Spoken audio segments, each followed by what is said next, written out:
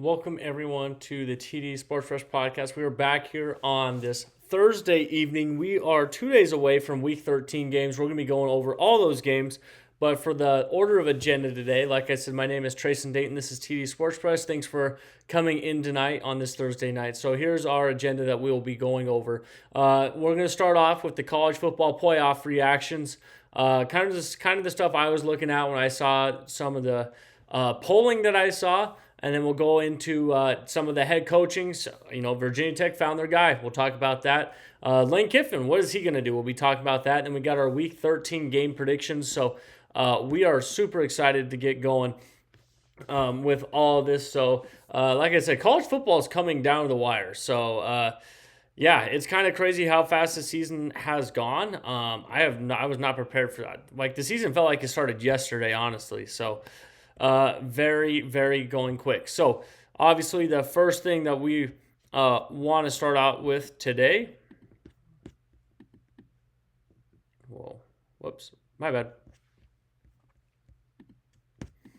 So the first thing that we want to start out that we're starting out with today is our playoff reactions. So that's the first thing that we're going to start off with today. Our playoff rankings reaction. When we're looking at the playoffs, there's a lot of things that kind of baffle me.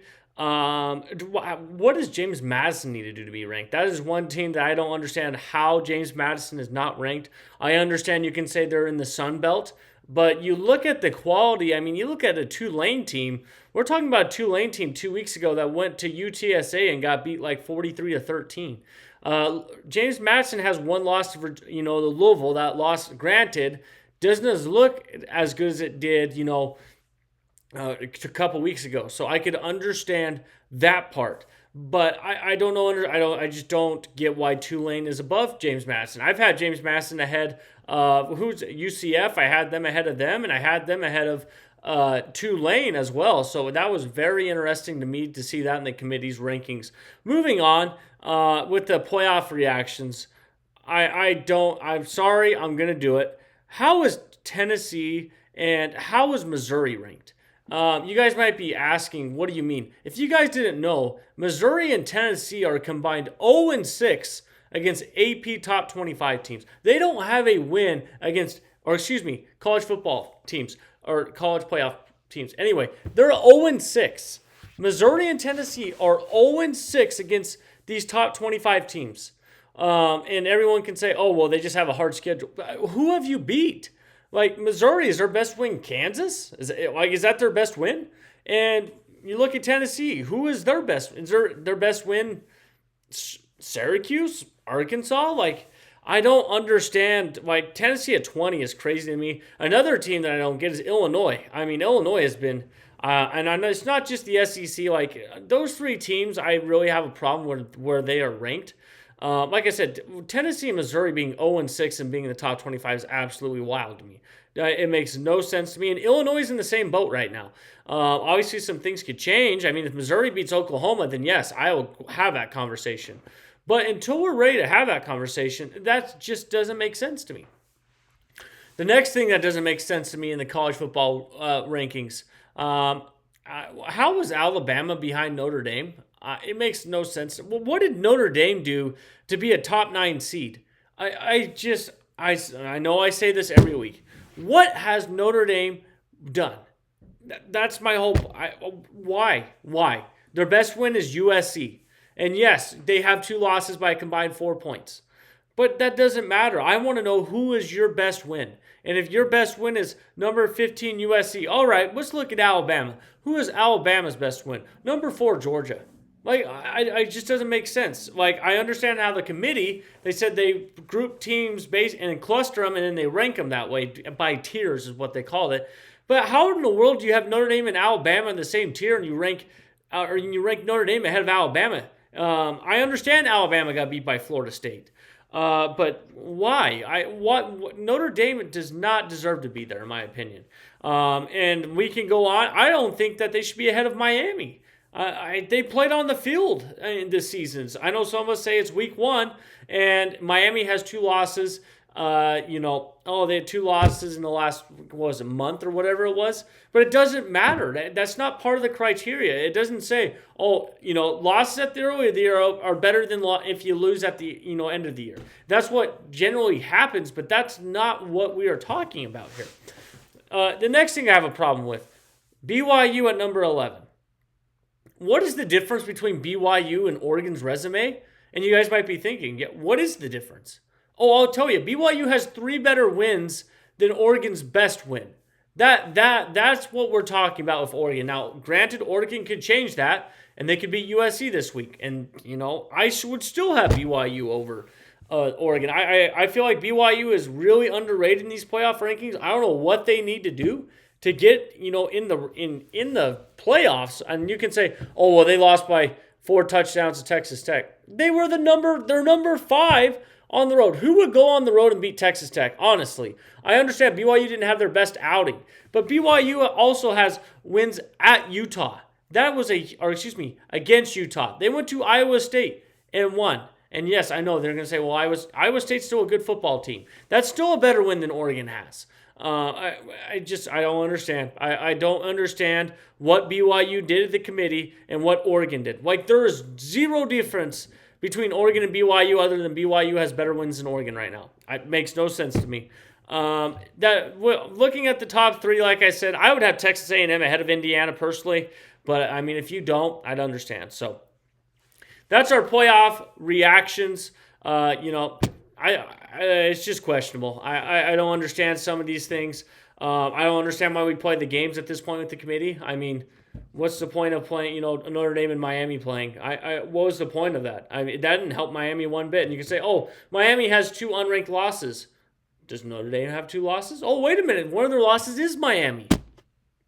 Crazy how that works. So, moving on, we're going to get into the coaching carousel this week. So, the coaching carousel, if you guys did not see the news, James Franklin is going to Virginia Tech. And I think this is a move that is going to spark this university into the higher tier of the ACC. I think James Franklin got the bad end of the deal at Penn State. And you can say all you want, oh, he never won a big game. Well, great, he's going to Virginia Tech in the ACC. I mean, this feels like a match made. I mean, I really think I don't think Penn State will hire a better coach than James Franklin. That is my hot take. Penn State will not hire a better coach than what they had. And I just look at the coaching carousel as a whole, and there's so many open jobs right now, and I don't think Penn State's a marquee job. And I might get hated on that in the comments, but I think that LSU, I think that Florida's a better job. I think that Auburn's a better job. Those 3 for sure, than maybe Penn State. For sure, but I don't know. I don't think that the only way that Penn State gets a better coach is if they hire Matt Campbell. That's the only way. But James Franklin going to Virginia Tech is a huge move for Virginia Tech. It looks like they're going to up their resources for NIL, and it looks like Virginia Tech's going to have a lot of recruits going to visit Virginia Tech. They play Miami on it. That would be a very interesting game. So good for James Franklin. I'm happy for him going to Virginia Tech. I think it's a great match. I think this is going to work out. This is kind of what I thought was going to happen with James Franklin from the start. So with that being said, let's move into our next coach. What is Lane Kiffin going to do? If you guys haven't seen the latest news with Lane Kiffin is all over the place. He was reportedly in Gainesville Sunday and Baton Rouge on Monday. Maybe I got those 2 mixed up. If I did, I apologize. I don't know what to make of that. It's on message boards, and you guys know how trustworthy message boards are at this point. Personally, what I think with Lane Kiffin, I think this is Lane Kiffin. I think he wants to be one of the all-time greats in college football. If he wants to do that, he is going to stay at Ole Miss. I don't think he's going to have better success at LSU or Florida than what he has at Ole Miss. Ole Miss has 1 loss, and they're going to be playing in the college football playoff. I mean, he's going to have to build up. I mean, look what happened to Brian Kelly, for example. I mean, Brian Kelly, they're like 5-3, and they fire him. And it can be granted, whatever the turmoil was, but why would you leave Ole Miss? That's what I would tell Lincoln. Why would you leave that place? That place loves you. They're going to build a statue there if you keep doing what they're doing. So personally, everyone's been asking what I think about that. I think Lane Kiffin's going to stay at Ole Miss. I don't see Lane Kiffin moving. personally. So that's what I think when it regards to Lane Kiffin. So with that being said, let's move into our predictions side of the show. The first game we got, number 22 Missouri, who I was talking about, who has 0 top 25 wins, going to Oklahoma. Oklahoma coming off that huge win at Alabama, winning the turnover battle. And with the turnover battle, that leads me right into my point. Oklahoma is a 6.5-point favorite. If Oklahoma can create turnovers like they have the last couple weeks, I think Oklahoma wins this by 2+ touchdowns. The turnover margin for Oklahoma is the reason why they're having so much success at the end of the year compared to what they had earlier in the year. Their defense is creating turnovers. They turned over Ty Simpson. Ty Simpson is one of the best quarterbacks in the nation. They turned him over. He threw a pick six. Looking at this game, I think Oklahoma knows what. I think Oklahoma, it's simple for them. Win out, make the college football playoff. Missouri, Eli, drinks or is in the, he's in every coaching search right now. So where's his head at? Missouri, are they going to have their, quarterback back? That's another thing. I don't know. So I'm going to go with Oklahoma. I think they cover. I don't normally do that, but I think they cover. I think they're going to turn over Missouri. I think that's the difference in this game. I think they win by 2+ touchdowns. This might be a regret, but I feel really good about Oklahoma. They might have a letdown spot. I still just think that it comes down to if they create turnovers, they'll win them by 2+ touchdowns. If they don't, this could be a 1-score game going into the fourth quarter, and we'll see what happens. So that's kind of what I'm seeing with this game. This game should be a very good football game. With that being said, our next game that we will be talking about is College Game Day is going this year. College Game Day is going there this week on Saturday. Number 15 USC is going to number 7 Oregon. Now, if you guys have listened earlier to the show, I was telling how Oregon doesn't have that marquee win. This would count. And USC in the same boat. Lane Kiffin. Or excuse me, I was just talking about him. He got fired at USC. Anyway, Lincoln Riley at USC, he hasn't had that one marquee win. You look at USC and his tenure at USC, they have not had the one marquee win that's the best one he's had. Here's an opportunity to go to Eugene and, control your playoff destiny. Oregon, they're the same way. Oregon's best win, right? It might be Minnesota. I'm not even kidding. That might be their best win right now. They're getting credit for a good loss to Indiana, but their best win's Minnesota. So maybe not. It might be Iowa. I don't know. I guess Iowa has the head-to-head with Minnesota. Anyway, I think Oregon wins this game. I don't think they cover though. I think USC is going to keep this game close. I think they have a really good quarterback. I think this is a better USC team than we've seen the last couple of years on the field. And we're going to see what happens. USC had to duke it out with Iowa, won it in the last, 2 minutes. So I think that Oregon is going to win this, but I think this is going to be a really good game. I think, both teams are still, they're both in the playoff hunt right now, and they need that marquee win. This could be, if USC wins this game, this just changes the whole everything about the way we talk about USC this year. This is the game for USC. This is their chance to really have that game that everyone talks about. So I'll be very interested in that game. That being said, let's go to our next game. We got number 11 BYU going to Cincinnati Saturday night. BYU is a 2.5-point favorite. And best bet of the week. We are 5-1 now. Let's make it 6-1. BYU will cover the 2.5. I don't know why Vegas hates BYU. I don't know. I love it. All the followers that have been tallying the picks, this is like the 4th time BYU's been the best bet of the week. As you guys know, I don't personally bet, but if you guys are into this, BYU's a surefire to win this by at least 2.5. The books, like I said, the books don't like BYU. They call them fraudulent or whatever. Last week they were at 3.5, and that was our best bet of the week. So the only time we haven't won our bet of the week was when we didn't pick a BYU game. So BYU is our best bet of the week again on this channel. Number 11, like BYU, they know what they need to do to get in the college football playoffs. Cincinnati, they got train wrecked by Utah a couple weeks ago, and Cincinnati, they also just got beat last week as well. I just don't understand what BYU. I don't know why Vegas hates them, but if you believe in something that's I don't know. I don't want to use some words here, but BYU is going to beat Cincinnati basically. I don't care. This is on the road. They're going to be by 2.5 points. BYU, they had an amazing performance against TCU. I think TCU and Cincinnati are basically the same team, and that might sound crazy, but I really think they're in the same tier in the Big 12. I think this is a great game for BYU.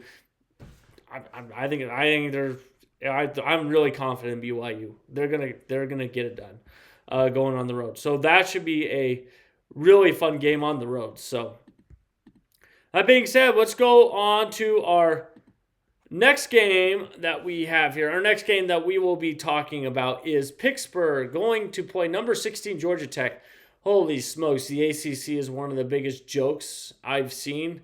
It's like the Big 12 every year besides this year. I mean, everyone's beating everyone. I have no idea who's good and who's not.